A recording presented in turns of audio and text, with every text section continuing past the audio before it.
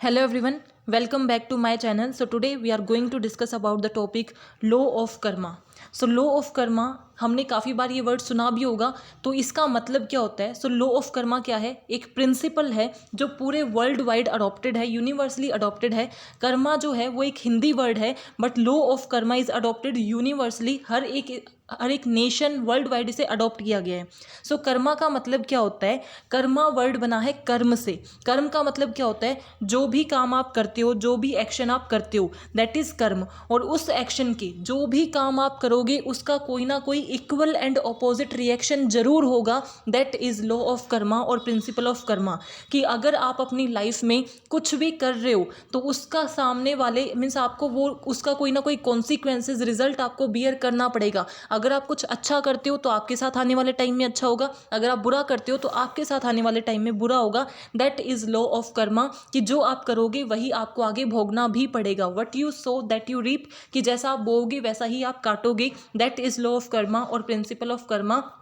Because every action has its equal and opposite reaction which is termed as karma. कि कर्मा क्या है? आप कोई भी एक्शन कर रहे हो, आपकी कोई भी डीड है, आपने कोई भी काम किया है, उसका आपको कोई ना कोई रिएक्शन जरूर मिलेगा और वो आपको अपनी लाइफ में बियर करना पड़ेगा। उसी को हम क्या बोलते हैं? लॉ ऑफ कर्मा और प्रिंसिपल ऑफ कर्मा।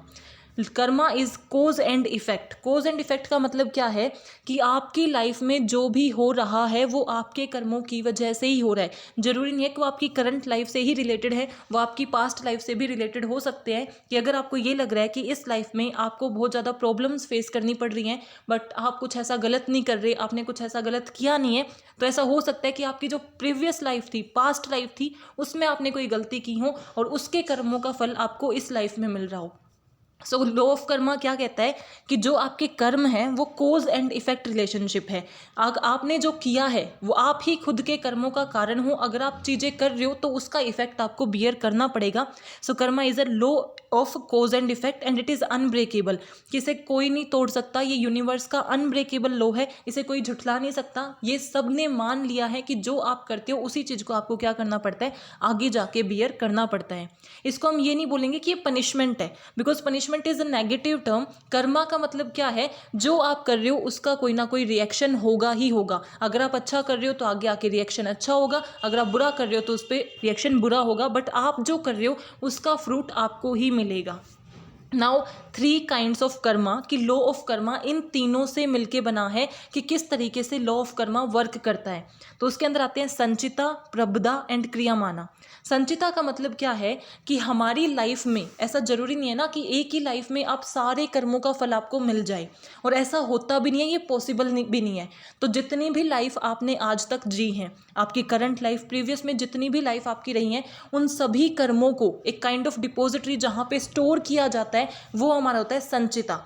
तो संचिता क्या है? Is a accumulated Karma. Accumulated Karma यानी कि एक ऐसा प्लेस जहाँ पे आपने आज तक जितनी भी डीड्स की हैं, चाहे वो गुड कर्मा हो या बैड कर्मा हो, जितने भी कर्म आपने किए हैं वो वहाँ पे स्टोर्ड हैं, उसको हम बोलते हैं संचिता कर्मा। क्योंकि लॉ ऑफ कर्मा के अकॉर्डिंग इन सभी कर्मों का फल आपको मिलेगा, बट एक लाइफ में वो मिल नहीं सकता, तो उन्हें स्टोर करके रखना पड़ता है ना, ताकि उन सब का फ्रूट आपको मिल सके और उन सब के कॉन्सिक्वेंसेज आप बियर करो। दैट्स वाई संचिता बनाया जाता है। तो संचिता क्या है? जिसके अंदर आपके सारे कर्म क्या हैं? एक्यूमुलेटेडली स्टोर हैं, और इसी में से जैसे जैसे आपकी लाइफ आती रहती है, जैसे प्रीवियस लाइफ में आपने बियर कर लिया तो वो पार्ट हट गया, बट नेक्स्ट पार्ट इसके अंदर जुड़ भी जाएगा, क्योंकि जो प्रीवियस लाइफ में आपने नए नए कर्म परफॉर्म किए होंगे वो भी इसके अंदर ऐड ऑन होते रहेंगे। सो इसी में से आपको कर्मों का फल भोगने को मिलता है। सो संचिता क्या है? संचिता एक एक्यूमुलेटेड कर्मा है, यहाँ जहाँ पे आपके आज तक के किए हुए सारे कर्म स्टोर्ड हैं। देन है प्रबदा। प्रबदा का मतलब क्या है? जैसे संचिता है उसमें आपके सारे के सारे स्टोर्ड हैं, जितने भी कर्म आपने किए हैं। तो संचिता में से कुछ कर्म ऐसे होते हैं जिनका फ्रूट आपको इस लाइफ में मिलेगा, या जिसके कॉन्सिक्वेंसेज और जिसके रिएक्शन आपको इस लाइफ में बियर करने पड़ेंगे, उसी को हम बोलते हैं प्रबदा। यानी कि उन कर्मों को हम इंक्लूड करें जिन कर्मों का फल आपको मिल चुका है, वो आपके होते हैं प्रबदा, फ्रूट बियरिंग कर्मा। ऐसे कर्मा जिनका फल आपको मिल रहा है या मिल चुका है वो आपके क्या होते हैं? प्रबदा, क्योंकि उसको अब फ्यूचर में कंसिडर नहीं किया जाएगा। अगर आपने अच्छा किया था तो आपके साथ अब अच्छा हो रहा है, और अगर आपने बुरा किया था तो आपको उसका भुगतना पड़ रहा है, तो वो आपका क्या होता है, प्रबदा। देन क्रियामाना। क्रियामाना का मतलब क्या है कि अभी तक हमने क्या देखा, मान लो ये आपकी करंट लाइफ है, और इस करंट लाइफ में आप अपने इन कर्मों का जो भी कॉन्सिक्वेंसेज हैं वो बियर कर रहे हो, बट इस लाइफ में बियर करने के साथ साथ भी तो आप कोई ना कोई new deeds, new actions perform कर रहे होगे ना। तो उन नए एक्शंस को हम क्या बोलते हैं, क्रियमाना। कि जो नए डीड्स और नए एक्शन आपने परफॉर्म किए हैं वो भी संचिता में अब एड ऑन हो जाएंगे, और आपके नए कर्म बन जाएंगे, जिनका जो भी कॉन्सिक्वेंसेज होगा वो आपको फ्यूचर लाइफ में देखने को मिलेगा। सो इस तरीके से हमारा कंप्लीट लॉ ऑफ या प्रिंसिपल ऑफ कर्मा वर्क करता है कि एक संचिता है जहाँ पे हमारे जितने भी एक्यूमुलेटेड कर्म हैं, जितने भी काम हमने आज तक किए हैं वो स्टोर होते हैं। करंट लाइफ में जो हम बियर कर रहे हैं वो प्रबदा है, और करंट लाइफ में मीन्स जिनका फ्रूट हमें मिल गया है वो प्रबदा है, या मिल रहा है वो प्रबदा है, और जिनका फ्रूट हमें आने वाले टाइम में मिलेगा, करंट लाइफ में जो नए कर्म हम कर रहे हैं उनको हम क्या बोलते हैं, क्रियमाना। सो आई होप आपको ये तीनों समझ आ गए होंगे। संचिता जहाँ पे सारे स्टोर होते हैं, प्रबदा जिसका फ्रूट आपको मिल रहा है या मिल गया है, एंड क्रियमाना क्या होता है, जो नए कर्म आपने किए हैं। Now what are the various laws of karma. तो लॉ ऑफ कर्मा के अंदर नंबर ऑफ लॉज आते हैं, जैसे कि great law, humility, responsibility, focus, here and now, patience, creation, growth, connection, giving and hospitality, change and inspiration. So one by one हम discuss करते हैं। First is the great law. So great law क्या है, great law को हम कोज and effect law भी बोल सकते हैं, जो अभी हमने डिस्कस किया कि आप अगर चाहते हो कि आपकी ज़िंदगी में कुछ अच्छा हो तो उसके लिए आपको सबसे पहले इनिशिएट लेना पड़ेगा। जो आप यूनिवर्स को दोगे यूनिवर्स भी आपको वही देगा। अगर आपने लॉ ऑफ अट्रैक्शन के बारे में सुना है, so that is also a great law या फिर कोज एंड इफेक्ट लॉ, कि अगर आप यूनिवर्स को पॉजिटिव वाइब देते हो तो रिटर्न में आपको पॉजिटिव मिलता है, अगर आप यूनिवर्स को नेगेटिव वाइब दोगे तो रिटर्न में आपको नेगेटिव मिलेगा। अगर आप ये सोचते रहते हो कि मेरी लाइफ कितनी ख़राब है, तो आपको ऐसा लगता रहेगा कि एक्चुअल में आपकी लाइफ में ख़राब इंसिडेंट या बुरे इंसिडेंट ही हो रहे हैं। सो जैसा आप यूनिवर्स को दोगे, जैसा आप चाहते हो यूनिवर्स को वैसा ही दो, क्योंकि जो कोज आप प्रोवाइड करोगे इफेक्ट में आपको वही मिलेगा। That is the great law. So great law is also known as cause and effect law, and it is derived from law of attraction that defines individual should stand for those things which he want to achieve। कि जो आप achieve करना चाहते हो ना, उसी चीज़ को आप यूनिवर्स को दो, तभी यूनिवर्स आपको रिटर्न में वैसी चीज़ें देगा। So that is the great law. Now the law of creation. Law of creation क्या कहता है कि कोई भी चीज़ खुद से नहीं होती, हमें क्रिएट करनी पड़ती है। अगर हम बैठे रहेंगे और ये सोचेंगे कि हम सोच रहे हैं और सोचने से हो जाएगा, तो ऐसा नहीं होने वाला। जब तक आप एफर्ट्स नहीं डालोगे, जब तक आप उस चीज़ को करने के लिए कोई ना कोई एक्टिविटी नहीं करोगे, वो अपने आप से नहीं होने वाली। सो लॉ ऑफ क्रिएशन क्या कहता है, if an individual want to achieve his desires, कि आप अपनी डिज़ायर को अचीव करना चाहते हो तो आपको एक एक्टिव पार्टिसिपेंट बनना पड़ेगा, उसके लिए एफर्ट्स डालने पड़ेंगे, उसके लिए काम करना पड़ेगा। कुछ भी अपने आप नहीं होता है। That is law of creation, कि हमें क्रिएट करना पड़ता है, अपने आप से चीज़ें नहीं होती। The law of humility. Law of humility क्या कहता है, explain the importance of realising the truth before thinking of changing something. Humility का मतलब क्या होता है कि आप सामने वाले के साथ बहुत रिस्पेक्ट से पेश आ रहे हो, बहुत डिग्निटी रख रहे हो। तो वही लॉ ऑफ ह्यूमिलिटी कहता है कि आपको कुछ भी करने से पहले उसके पीछे का ट्रुथ, उसके पीछे का सच जान लेना चाहिए। किसी भी चीज़ के बारे में सोच रहे हो तो उस पर बोलने से पहले, उस पर एक्ट करने से पहले उसके ट्रुथ को रियलाइज करना is a duty of human being. That is the law of humility. An individual can understand the law of humility when he or she continuously reflect upon himself or herself। कि आप law of humility तभी समझ सकते हो जब आप लगातार अपने ऊपर वर्क कर रहे हो, लगातार खुद को समझने की, खुद के एक्शंस को समझने की कोशिश करते हो, तभी आप लॉ ऑफ ह्यूमिलिटी को समझ सकते हो। सो अभी तक हमने कितने लॉ किए, the great law. Great law क्या कहता है कि जो आप यूनिवर्स को दोगे रिटर्न में आपको वही मिलेगा, जैसे कि लॉ ऑफ अट्रैक्शन वर्क करता है। लॉ ऑफ क्रिएशन क्या कहता है कि कोई भी चीज़ अपने आप से नहीं होने वाली, आपको क्रिएट करनी पड़ेगी।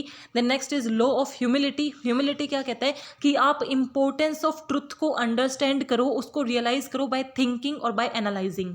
Then the law of growth, law of growth क्या कहता है, a certain changes start from within, कि जो चेंजेस आप दूसरों में देखना चाहते हो ना, वो चेंजेस आप पहले खुद में करो।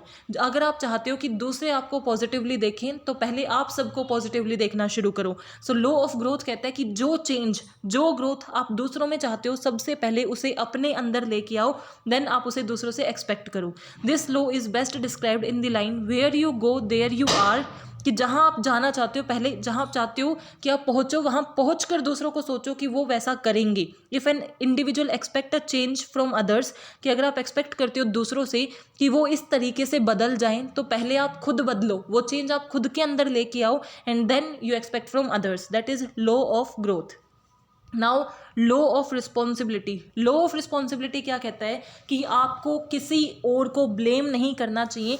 जो भी आपकी लाइफ के अंदर हो रहा है, जो भी आप फेस कर रहे हो, वो उसके लिए सिर्फ और सिर्फ आप रिस्पॉन्सिबल हो, आपके कर्म रिस्पॉन्सिबल हैं। कई बार आपको लगता है कि मैंने तो ऐसा कुछ किया ही नहीं, फिर भी हम ये क्यों बियर कर रहे हैं, तो ज़रूरी नहीं है। हमने अभी देखा ना समचिता, तो इसका मतलब हो सकता है कि आपकी पास्ट लाइफ में आपके कर्म ऐसे रहे हों जिसका फल आपको अब बियर करना पड़ रहा है। सो लॉ ऑफ रिस्पॉन्सिबिलिटी कहता है कि आप खुद पे ही डिपेंडेंट हो, आप जो भी फेस कर रहे हो that is all because of you.